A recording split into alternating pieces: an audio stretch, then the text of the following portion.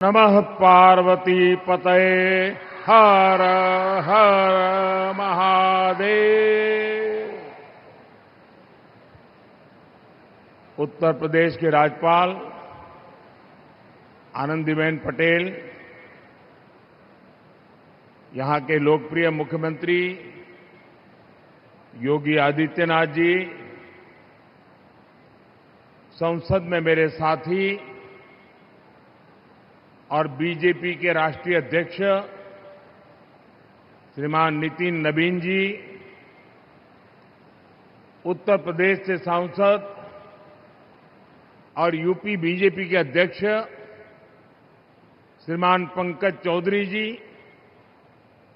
जिला पंचायत अध्यक्षा बहन पूनम मौर्य जी, मंच पर उपस्थित काशी की महिला पार्षद और ग्राम प्रधान, अन्य जनप्रतिनिधिगण और विशाल संख्या में यहां पधारी मेरी माताएं, बहनें और बेटियां, आप सबको नमस्कार। साथियों, हमारी काशी माता श्रृंगार गौरी, माता अन्नपूर्णा, माता विशालाक्षी, माता संकटा और मां गंगा ऐसी दिव्य शक्तियों की भूमि है। ऐसे में आप सभी बहनों बेटियों के इस समागम ने इस अवसर को बहुत दिव्य बना दिया है। हम काशी के ई भूमि पर आप सब माई बहन के, काशी के बिटियन के प्रणाम करत है। साथियों, आज का ये अवसर नारी शक्ति के वंदन और विकास का उत्सव तो है ही। थोड़ी देर पहले ही यहां हजारों करोड़ रुपए के प्रोजेक्ट का शिलान्यास और लोकार्पण हुआ है। इसमें काशी में हर प्रकार के विकास से जुड़ी परियोजनाएं हैं। साथ ही काशी और अयोध्या की कनेक्टिविटी बढ़ाने वाले काम भी है। कुछ देर पहले 2 अमृत भारत ट्रेनों को हरी झंडी दिखाई गई है। काशी से पुणे और अयोध्या से मुंबई, ये दोनों अमृत भारत ट्रेनें यूपी और महाराष्ट्र की कनेक्टिविटी को और बेहतर बनाएगी। अब मुंबई, पुणे सहित पूरे महाराष्ट्र के लोगों को अयोध्या धाम और काशी विश्वनाथ धाम पहुंचने का एक और आधुनिक विकल्प मिल गया है। मैं इस शुभ आरंभ के लिए देशवासियों को बधाई देता हूं। साथियों, भारत को विकसित बनाने का मिशन अनवरत चल रहा है। और जब मैं विकसित भारत की बात करता हूं तो उसका सबसे मजबूत स्तंभ भारत की नारी शक्ति है। आज इस कार्यक्रम में आप सभी बहनों बेटियों से एक महायज्ञ की शुरुआत के लिए आशीर्वाद लेने के लिए मैं आया हूं। काशी के सांसद के तौर पर, देश के प्रधानमंत्री के तौर पर मुझे देश हित के एक बड़े लक्ष्य की प्राप्ति के लिए आप सबका आशीर्वाद चाहिए। और ये बड़ा लक्ष्य है लोकसभा, विधानसभा में महिलाओं के लिए आरक्षण को लागू करना। अभी कुछ दिन पहले सपा और कांग्रेस जैसे दलों की वजह से हमारा ये प्रयास संसद में सफल नहीं हो पाया। लेकिन मैं आप सभी बहनों को फिर से भरोसा देता हूं, आपके आरक्षण का हक लागू हो, इसमें कोई कोर कसर बाकी नहीं छोड़ूंगा। साथियों, घर में महिला के सशक्त होने से पूरे परिवार को ताकत मिलती है। इससे समाज मजबूत होता है, देश मजबूत होता है। अतीत में बहनों बेटियों को बहुत संघर्ष करना पड़ा है। काशी की आप बहनों ने भी कई तरह की मुश्किलें देखी हैं। आपने भी कितनी ही चुनौतियों का सामना किया है। बेटियों को अक्सर अनेक प्रकार के सवालों से गुजरना पड़ता था। तुम ये करके क्या करोगी? तुम्हें इसकी क्या जरूरत है? तू का करवू? तोहे का जरूरत है? तू चुप रह, ये काम तो से ना हो पाई।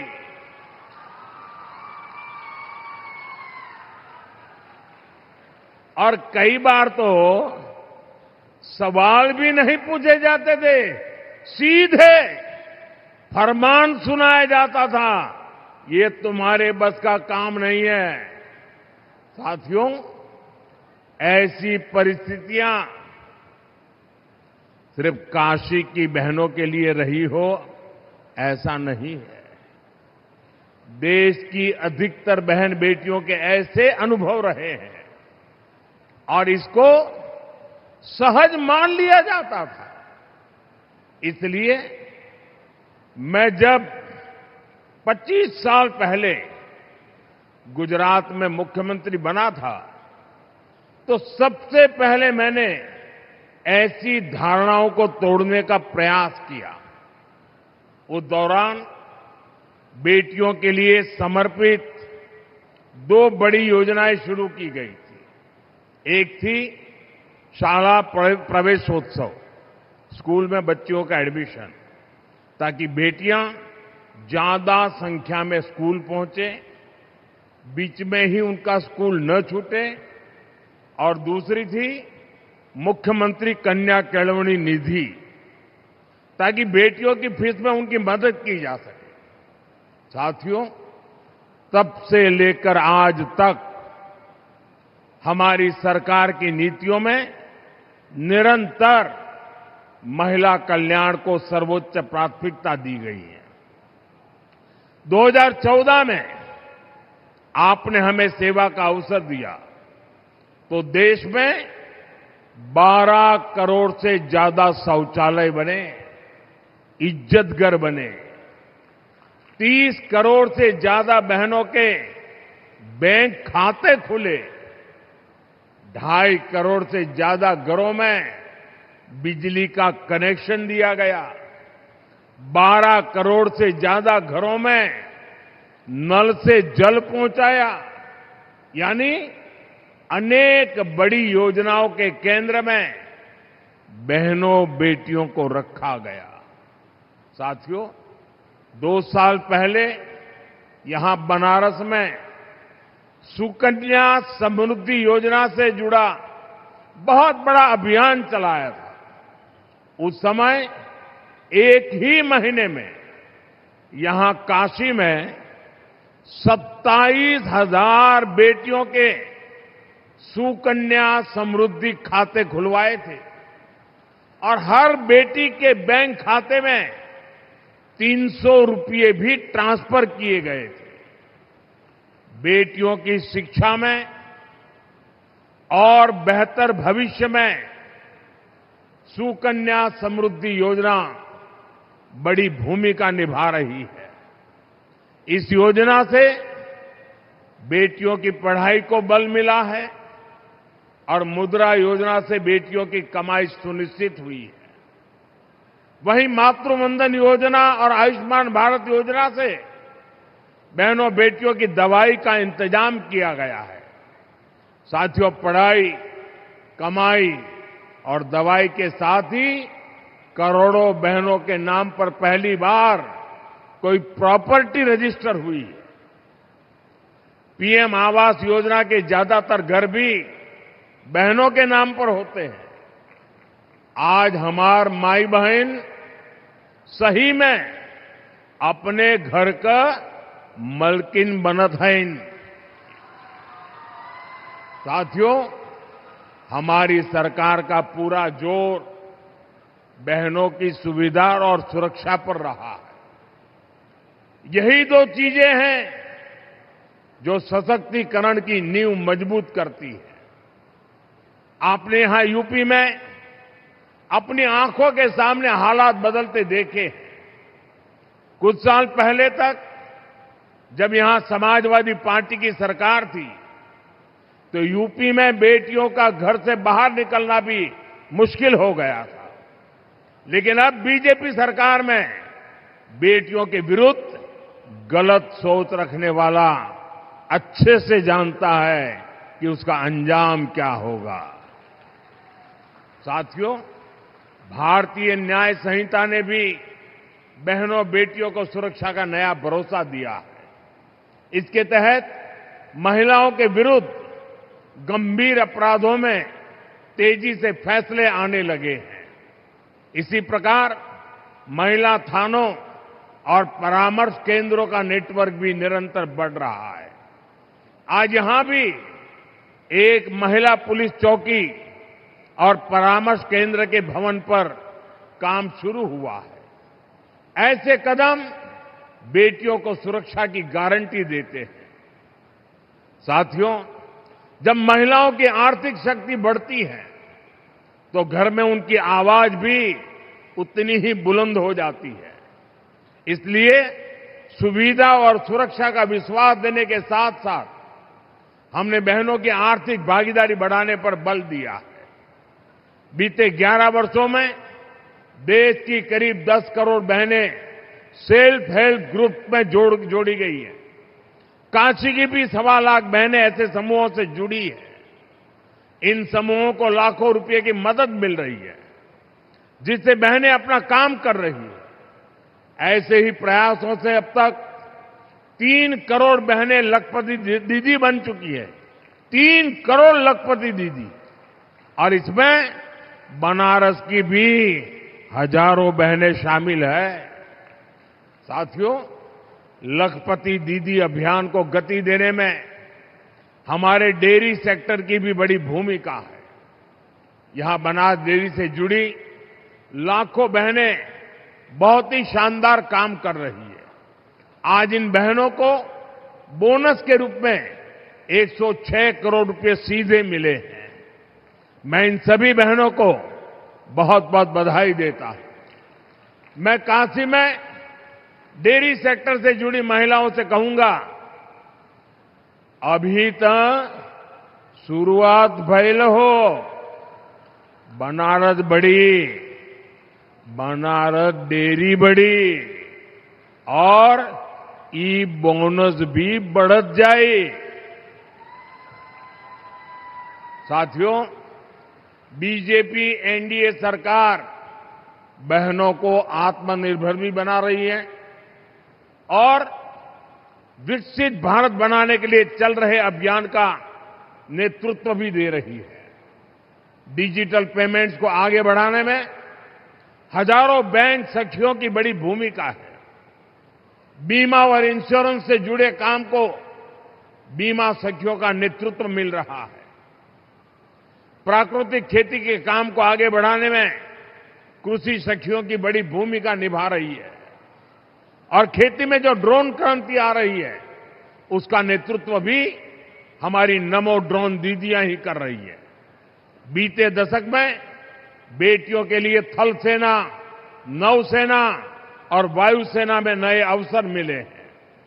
पहली बार सैनिक स्कूलों और डिफेंस एकेडमी के दरवाजे भी बेटियों के लिए खोले गए हैं।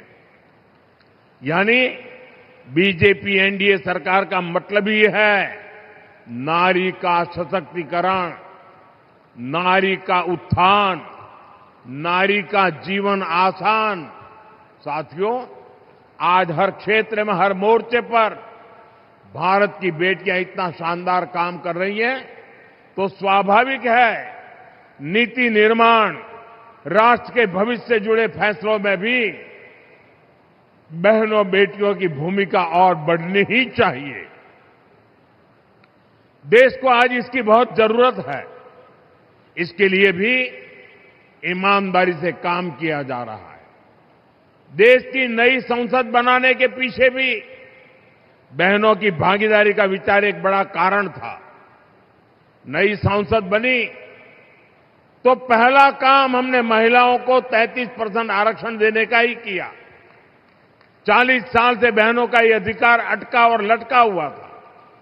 इसलिए हमने साल 2023 में संसद में नारी शक्ति वंदन अधिनियम पारित करवाया। साथियों, कानून बनने के बाद उसे लागू किया जाना जरूरी होता है।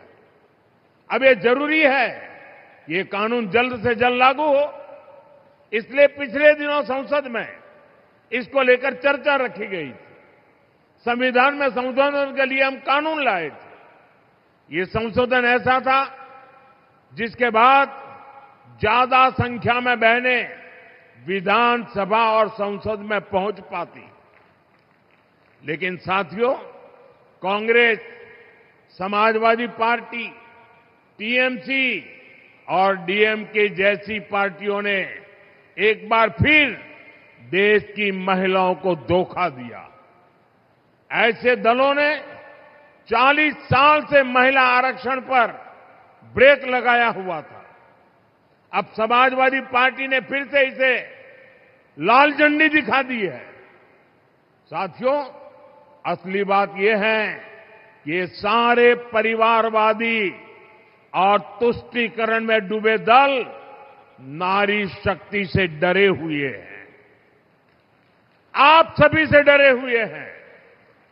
ये परिवारवादी दल देश की उन बेटियों को विधानसभा और संसद नहीं आने देना चाहते, जो कॉलेज कैंपस से लेकर पंचायतों, स्थानीय निकायों तक हर जगह अपने दम पर नेतृत्व दे रही है। ये जानते हैं कि अगर धरातल पर काम करने वाली बेटियां ऊपर आ गई तो इनका नियंत्रण खत्म हो जाएगा, इनकी सत्ता पर सवाल खड़े हो जाएंगे। इसलिए ही जो परिवारवादी दल है ये संसद में हुए विरोध में सबसे आगे रहे हैं। साथियों, मुझे संतोष है कि देश की बहनें, बेटियां इनकी इस कुटिल मंशा को पहचान गई है। आप देख रहे हैं असम, केरलम, पुडुचेरी, बंगाल और तमिलनाडु में बहनों ने रिकॉर्ड मतदान किया है। महिला आरक्षण विरोधी दलों को अंदाजा नहीं है कि बहनों का ये वोट महिला विरोधी इन दलों को सजा देने के लिए हुआ है। साथियों, बीजेपी एनडीए सरकार का एक ही मंत्र है, नागरिक देवो भव। देश के नागरिकों की पढ़ाई, कमाई, दवाई, सिंचाई और सुनवाई ये हमारी प्राथमिकता है। इसी भाव के साथ आज यहां काशी के विकास को भी विस्तार दिया गया है। गंगा जी पर सिग्नेचर ब्रिज बनने से पूर्वांचल की कनेक्टिविटी और सशक्त होगी। साथियों, बीते एक दशक में काशी उत्तर और पूर्वी भारत का एक बड़ा आरोग्य हब बनकर उभरा है। 500 बेड का मल्टी सुपर स्पेशलिटी अस्पताल काशी के हेल्थ केयर इकोसिस्टम को और मजबूत करेगा। इसके अलावा 100 बेड के क्रिटिकल केयर ब्लॉक का भी शिलान्यास किया गया। इससे गंभीर बीमारियों के इलाज के लिए एक बहुत बड़ी सुविधा काशी में जुड़ेगी। साथियों, गंगा जी की साफ सफाई हो, घाटों के विकास से जुड़ा काम हो, या शासन प्रशासन से जुड़े भवनों का निर्माण हो, हर हुआ और भवानीपुर में किसानों के लिए भंडारण सुविधाएं हो, वृद्धाश्रम हो, महिला छात्रावास हो, ये सब काशी के संवेदनशील विकास का ही प्रमाण है। इन कार्यों से बनारस के लोगों को ही सबसे ज्यादा फायदा हो रहा है। साथियों, काशी की विरासत, यहां की धरोहर को सशक्त करने का अभियान भी निरंतर चल रहा है। संत कबीर स्थली का विकास और नगवा स्थित संत रविदास पार्क का जीर्णोद्धार, ये हमारे इसी अभियान का हिस्सा है। साथियों, हमारी काशी अविनाशी है, ये अनवरत चलने वाला शहर है। इसी तरह विकास का अभियान भी निरंतर गतिमान है। मैं नारी शक्ति का वंदन करते हुए एक बार फिर हमें आशीर्वाद देने के लिए मैं आपका आभार व्यक्त करता हूं और विकास कार्यों के लिए शुभकामनाएं देता हूं।